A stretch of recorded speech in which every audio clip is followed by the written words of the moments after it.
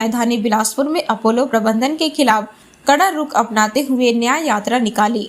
नेता प्रतिपक्ष चरणदास महंत, पीसीसी अध्यक्ष दीपक बैज, पूर्व उप मुख्यमंत्री टीएस सिंहदेव, भिलाई नगर विधायक देवेंद्र यादव और मस्तूरी विधायक दिलीप लहरिया सहित कई बड़े नेताओं ने न्याय यात्रा में शामिल होकर अपोलो प्रबंधन के खिलाफ मोर्चा खोला।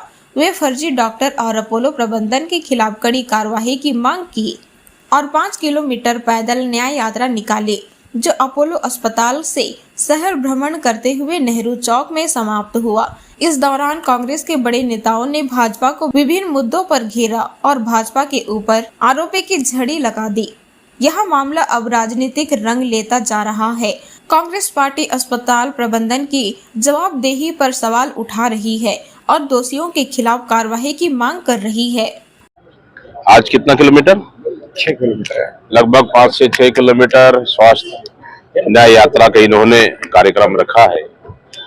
वो स्वास्थ्य न्याय योजना जो पूरे प्रदेश में स्वास्थ्य व्यवस्था बदहाली पर है, पूरा वेंटिलेटर पर चला गया है, भगवान भरोसे है। और साथ ही जिस तरह से हमारे पूर्व स्पीकर माननीय राजेंद्र शुक्ला जी का मामला भी आया था, इन सब मसलों को लेकर पूरे बिलासपुर जिले और प्रदेश के पूरे स्वास्थ्य मसलों को लेकर आज 6 किलोमीटर का पैदल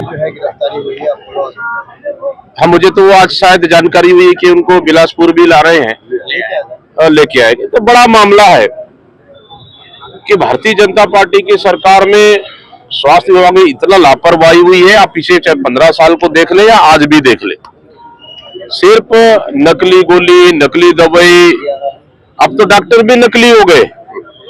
मतलब इससे बड़ा दुर्भाग्य क्या हो सकता है? स्वास्थ्य साथ, जान माल के साथ खिलवाड़ करना अगर कोई सीखे तो मैं समझता हूँ भारतीय जनता पार्टी से बेहतर कोई हो नहीं सकता।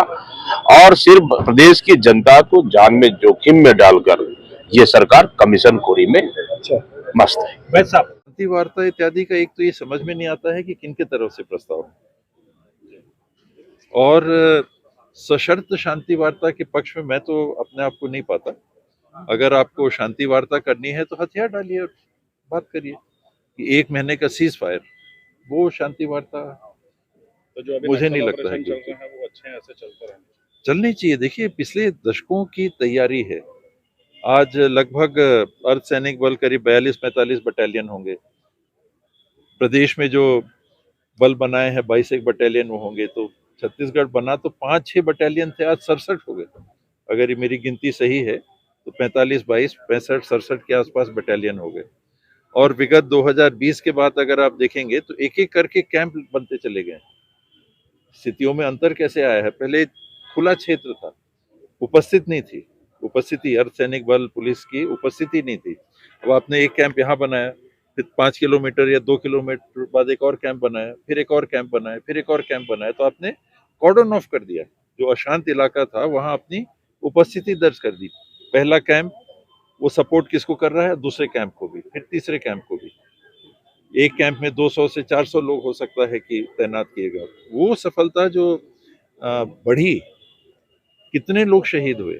आज कह देना कि मैं आया, मैंने सब ठीक कर दिया, वो उचित नहीं है। सरकार तो यही कह रही है ना कि बैकफुट पे चली गई है नक्सली बीजेपी गवर्नमेंट आने के बाद। हाँ, क्योंकि इतना पहल हुआ है, इतने सालों से पहल हुआ है, इतने लोगों की जानें गई हैं, इतने तैयारियां की गई हैं, इतनी प्लानिंग की गई है।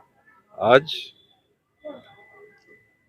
फसल तैयार होके काटने की स्थिति में आने की स्थिति में, जिसने बीज बुने उनको आप भूल गए, जिसने खेत की देख रेख की उसको भी भूल जाओगे आप, केवल काटने वाले को देखोगे तो।